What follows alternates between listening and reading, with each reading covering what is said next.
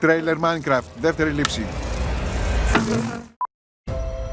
Είμαι ο Στίβ. Παιδί, λαχταρούσα να δουλέψω στα ορυχεία, αλλά πάντοτε συναντούσα εμπόδια. Δρόμο! Φύγε από εδώ!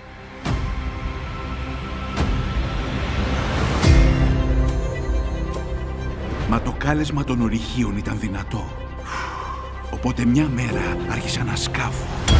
Και να σκάβω μέχρι που βρήκα αυτό.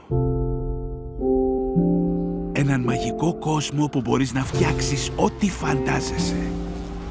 Αρκεί αυτό που φαντάζεσαι να φτιάχνεται με κύβους.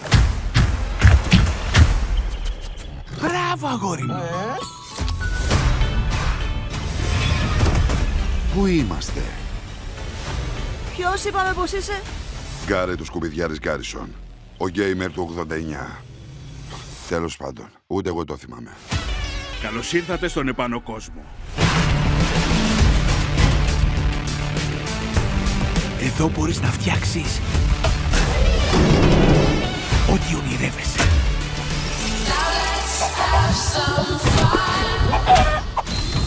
Είναι παράλογο αυτό το μέρος. Λες να μην το ξέρω. Σκοτεινές δυνάμεις θέλουν να καταστρέψουν αυτό το κόσμο. Για να τις σταματήσουμε, πρέπει να δημιουργήσουμε κάτι απίθανο. Ας δούμε το απόθεμα.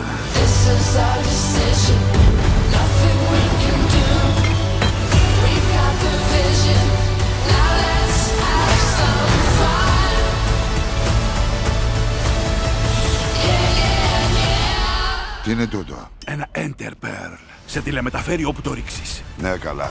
Μην το ρίξεις! Και αυτό ήταν το μόνο που είχα. Σιγά τα αυγά. Α, ναι.